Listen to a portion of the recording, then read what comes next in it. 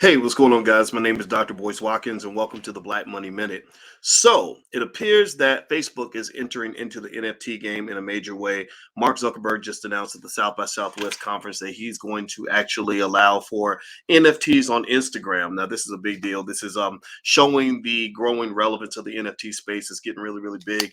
Also, he actually referenced NFTs as a way to do things like tokenize the avatar of your digital personality on the internet and as a type of metaverse governance. So it looks like he's already got some plans to kind of take over the world in that space. But also, Facebook isn't the first. Twitter has allowed people to use NFTs as their profile picture. Some other sites like Reddit have done the same thing.